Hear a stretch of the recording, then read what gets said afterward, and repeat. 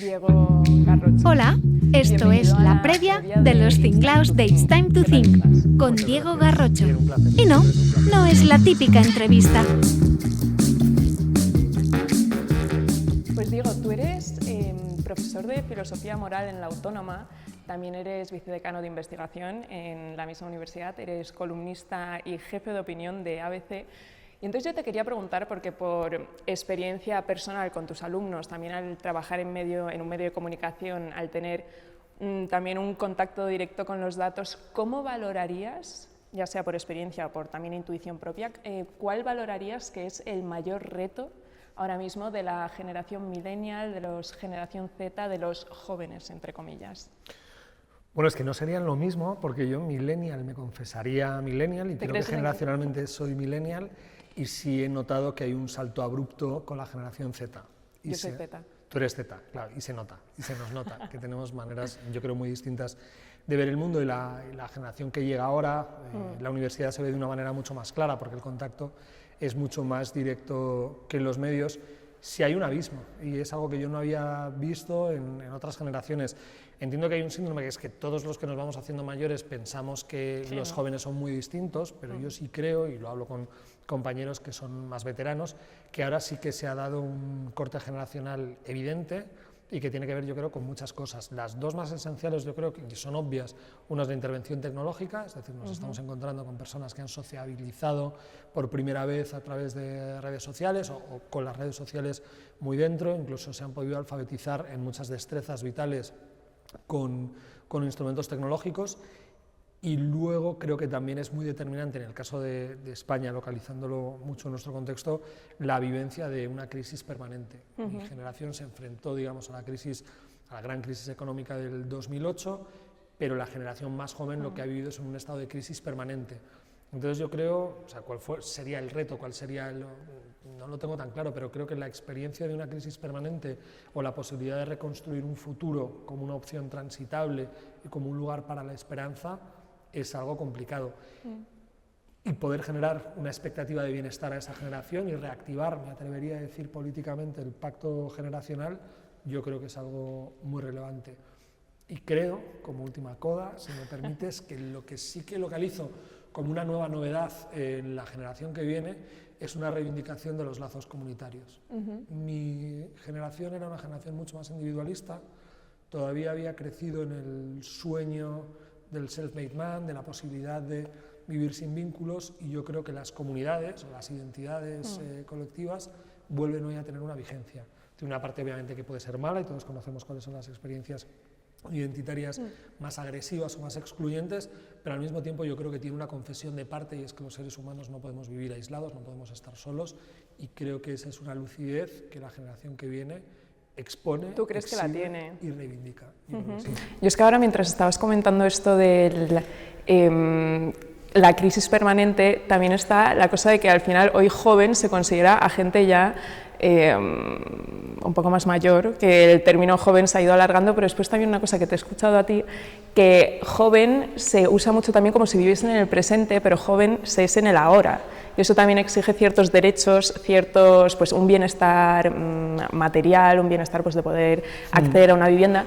Entonces yo también ahí me pregunto, porque se dice muchas veces que la generación, los millennials, sobre todo los Z, los más jóvenes, son de cristal, que se quejan, que no trabajan bien, que no hacen...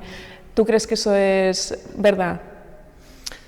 Creo que es complejo, es decir, sí creo que hay nuevas formas o nuevas expresiones de vulnerabilidad que son propias de la generación que viene.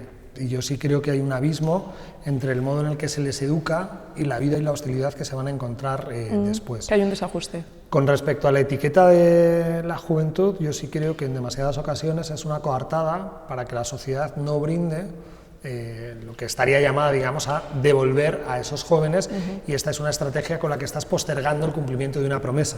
Si a ti te dicen que todavía eres joven cuando tienes 30 años, lo que te están diciendo es, bueno, es normal que la sociedad no te haya devuelto lo que en el pacto social que ibas de forma precaria estaba escrito. Entonces, a mí eso me enfada mucho y además creo que nadie debería decirle a otra persona que es joven, ¿no? La heterodesignación de la juventud normalmente es ¿A ti no te gusta? No, porque es una manera para desactivar una forma de rabia, si queremos, generacional, que es siempre legítima.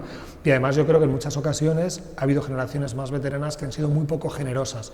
A mí en mi vida alguna vez alguien me ha querido subrayar que yo era muy joven para hacer algo, y a quien me lo ha dicho siempre le he recordado su propia biografía, y descubrimos que nos están llamando jóvenes personas que estaban dirigiendo periódicos, dirigiendo países, dirigiendo departamentos universitarios antes de los 30, y de pronto ahora lo que pretenden permanentemente es postergar esa devolución de la promesa. Y si son más frágiles o menos, yo lo que creo es que hay una manera nueva de dolerse, que efectivamente yo creo que tiene que ver con la manera en la que les educamos normalmente en un ejercicio de protección absoluta, sin anunciarles que lo que viene después va a ser muy duro. Entonces el decalaje, digamos, entre los contextos educativos o los contextos más iniciáticos, infancia, adolescencia, primera juventud, y luego la vida tan cruel que les estamos brindando, ahí hay un salto que es abismal.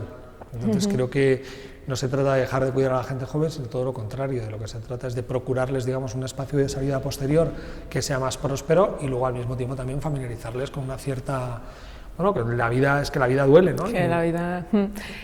ahora que hablabas de estudios, en los últimos años ha habido cierto repunte en gente recién salida del colegio que se matricula en filosofía, una carrera que por lo general pues, se desaconsejaba un poco por parte de los padres, pues, por las salidas profesionales que tenía, pues, que abogaban a lo mejor más a una precariedad. ¿A qué crees que se debe este repunte ahora mismo en el tiempo? A lo mejor que los jóvenes pues no sé, quieren aprender a pensar, que les enseñen a pensar, incluso a encontrar respuestas o sentido a una vida, y que notan que el mundo de fuera, el mundo de los mayores, no les proporciona. Yo creo que hay dos explicaciones, una muy prosaica y muy precaria, y una un poquito más sofisticada. La más precaria, la más obvia, es que creo que hoy los jóvenes saben que su destino laboral o su futuro laboral no está vinculado necesariamente a los estudios de grado. En primer lugar, porque desde la reforma de Bolonia ese perfil profesional se determina o se concreta mucho más en los estudios de máster, y luego además porque las propias necesidades del mundo cambiante, las demandas laborales, hoy tienen que ver con habilidades que no se aprenden necesariamente en la formación más académica o más escolar. Entonces eso rompe o cortocircuita, digamos, la relación tan obvia que antes existía entre que si hacías X sucedería Y. Entonces eso tiene su parte buena, digamos, porque tienes una vida menos encorsetada, pero también enlaza con lo que antes señalábamos de la pérdida de una condición predecible de tu futuro. Y eso sí es preocupante, porque la gente, yo creo que la inmensa mayoría de las personas necesita una colección de certezas mínimas o de certezas razonables para imaginar su vida, imaginar su futuro y tomar decisiones en base, digamos, a esa expectativa razonable. La que creo que es un poco más elaborada o que es más sofisticada es que sí creo que ha habido un repunte de sed de sentido vital. Esto parece que es una cursilada, pero yo sí creo que en las nuevas generaciones, también en contacto con los nuevos desafíos existentes en el mundo, con esa precariedad, con esa imposibilidad, digamos, de llevar con seguridad la expectativa de su futuro, lo que reclaman es una reconstrucción de sentido a partir de la experiencia precaria de la existencia, o bueno, es que yo creo también la posibilidad de vivir sin un sentido, de vivir en una inmanencia, de no construir grandes causas, de asumir un cierto construccionismo social agresivísimo, eso ha demostrado que no construye biografías felices. Y la gente vuelve a reivindicar, ya digo, no sé si certezas muy robustas, pero sí algunos lugares donde anclar la confianza de su conciencia. Y puedo imaginar que un joven de 17 o 18 años, cuando está estudiando bachillerato, piensa que la filosofía le puede brindar parte de estos instrumentos. Y es cierto en parte, es decir, yo creo que la filosofía es útil, es fecunda, es provechosa, te ayuda a vivir la vida de una manera o con una temperatura concreta, pero creo que evidentemente no resuelve todos los problemas vitales, ni desde luego nos hace más felices, ni ninguna de estas baratijas con las que normalmente se hace apología de la filosofía. ¿Tú como filósofo dirías que hay belleza en el pensar? Bueno, ya me gustaría a mí ser filósofo, yo me conformo con ser profesor de filosofía moral, que me parece mucho y es lo que siempre he soñado ser y con eso me conformo. Pero evidentemente yo creo que el pensamiento es uno de los lugares donde es uno de los lugares desde los que se percibe la belleza de una manera más obvia, pero también, digamos, la elaboración de un pensamiento bello, soberano, es uno de los... El componente estético opera, y uno se puede enamorar de la belleza del pensamiento, y no solo de la belleza de las palabras, la belleza con la que un buen pensador o una buena pensadora es capaz de exponer aquello que piensa, sino que el propio pensamiento tiene una dimensión estética y a veces casi basada en criterios geométricos, como pueda ser la simetría o la elegancia de un argumento. De hecho, eso es algo de lo que hay que protegerse también. Hay ideas que son falsas, pero que tienen una apariencia muy bella y que nos puede llevar, o hay hipótesis que son tan elegantes que quisiéramos que fueran ciertas. Esto ocurre muchísimo, por ejemplo, en las columnas, ¿no?, de opinión, donde uno tiene una hipótesis muy elegante, que literariamente la columna te está pidiendo que vayas por ahí, pero tú sabes que el diagnóstico veraz de lo que está sucediendo no es tan... No admite tanta belleza. No admite tanta belleza, tanta simetría, tanta simplicidad, o tanto exceso de complejidad y de barroquismo, cuando son cosas distintas. Entonces sí lo creo. Soy un firme defensor de la belleza como uno de los elementos que apuntan o que nos sirven para construir vidas prósperas, pero también la belleza a veces nos engaña. Hay una belleza por lo menos aparente que nos puede llevar al tropiezo. Ahora que has mencionado las columnas, ¿crees que desde los periódicos se puede hacer filosofía? Yo es que creo que en un periódico pueden pasar muchas cosas. Y por eso a mí siempre me ha aburrido, siempre me ha aburrido cuando me dicen si eres periodista, si te dedicas más a la filosofía, porque es obvio que en un periódico hay periodismo, y de hecho el gran porcentaje del contenido en un periódico eso tiene que ver con la noticia, con la actualidad, con la dimensión profesional del periodismo, pero luego hay elementos que no son necesariamente periodísticos. No lo es un sudoku, no lo es una dieta necesariamente, no lo es... Bueno, la meteorología y el mapa del tiempo pueden serlo a duras penas, y luego hay espacios muy libres o muy anárquicos, como son las columnas de opinión. Entonces, en una columna de opinión, en ocasiones puede haber información puntual, información real, pero en otras ocasiones lo que hay es un ensayo mucho más abstracto. Entonces, creo que ese espacio anárquico, que no está sometido a géneros, o sea, violar los géneros literarios en la columna, me parece que es una de las mejores cosas que le pueden pasar a un periódico. ¿Te parece bien? Me parece muy bien. Entonces, lo que hay que tener muy claro, creo, en un buen periódico es saber distinguir dónde empiezan esas secciones. Que uno tenga muy claro dónde está la opinión. Que en una noticia de suceso no te meta el lirismo de... Bueno, que no estés introduciendo opinión en una pieza de información, o que el lector no tenga claro dónde está cada una de esas partes. Entonces, marcar o determinar muy bien, de una manera muy visible y muy clara para el lector, dónde empieza algo y dónde termina otra cosa, yo creo que es clave. Pero sí pienso, y además si hiciéramos pues un recorrido histórico por los periódicos, detectaríamos que la filosofía y la gente que se ha dedicado a la filosofía ha tenido una especial presencia en muchas ocasiones en los momentos más vigorosos de algunas de las grandes cabeceras del mundo. Tú eres jefe de opinión en ABC y también eres analista político en Hora 25, que es un programa de la cadena SER. Entonces yo supongo que más de una y más de dos veces a ti te habrán preguntado, siendo jefe de opinión, de dónde eres, qué haces en la cadena SER.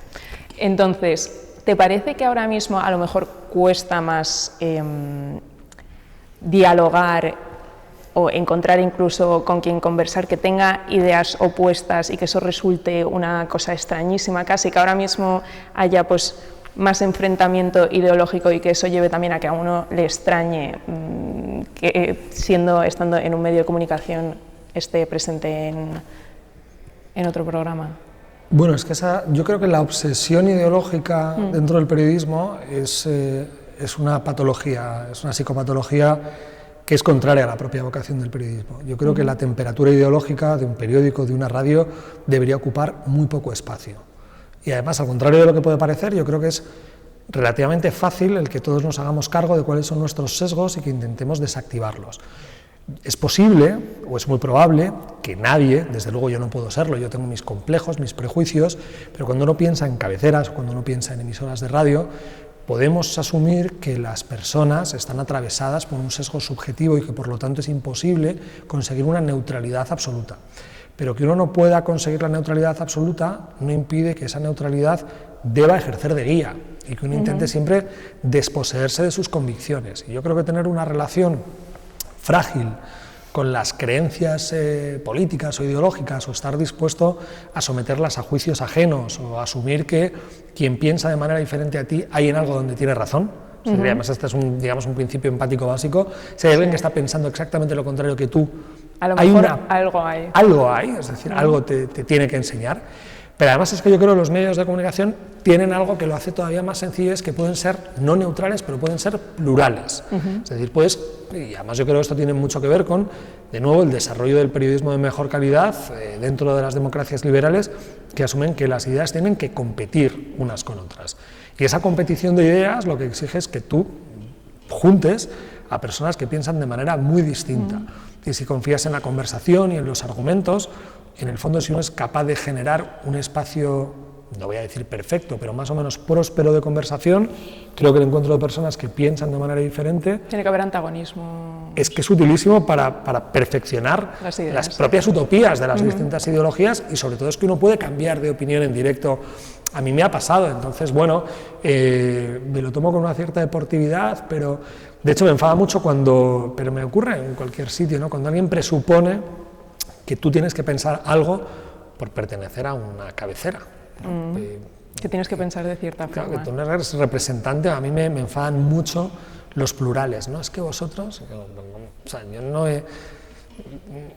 no podría subsumirme, o no querría, o no permitiría que nadie me subsumiera en una categoría plural, a un grupo, porque le dedico el suficiente tiempo, esmero y esfuerzo a construir mis creencias como para no tenerme que sentir que estoy heredando un paquete, digamos, ideológico de ningún grupo.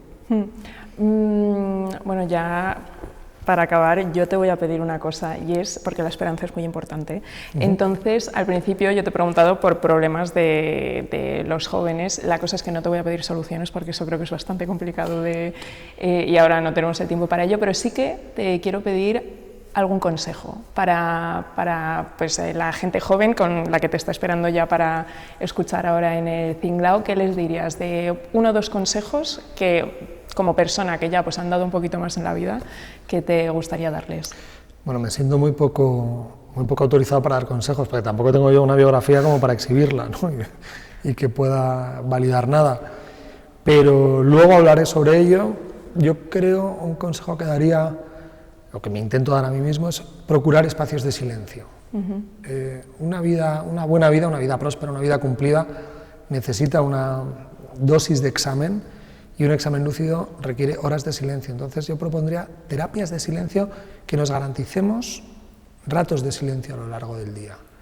Y luego que no nos ocupemos demasiado en lo que nos pasa. Yo a las personas más felices que he conocido en mi vida, pienso en mi abuela y en tantas otras personas sabias en la dimensión práctica, no por lo mucho que hayan leído, es gente que no se ocupó demasiado de lo que le pasaba a ellos. Vivían hacia afuera y vivían en un afán y en un sentido que les trascendía, no en un sentido paranormal, sino muy básico, y es que hay causas que son más importantes que uno, y una vida con sentido requiere, creo, consagrarla con toda la prudencia a causas que sean un poquito trascendentes. ¿Tú consigues esas 2 cosas, el silencio y el vivir hacia afuera?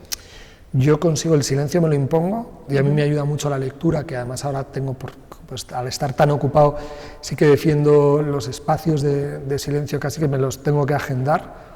Y luego, esto no es una cuestión exhibible, o no me parece que sea la mejor manera, pero a mí mi trabajo me ha hecho profundamente feliz siempre. He tenido la inmensa fortuna de dedicarme a cosas a las que yo siempre le he encontrado un profundo sentido. Eso me ha llevado a veces a darle demasiada importancia a la vida profesional, pero quiero pensar que esa importancia no se la he dado, no se la he concedido por cuestiones banales, sino porque encontraba un verdadero sentido a lo que le estaba dedicando tanto tiempo. Pero debería dejar de dedicarle tanto tiempo. Pues Diego Garrocho, muchas gracias. Gracias a ti, Elena.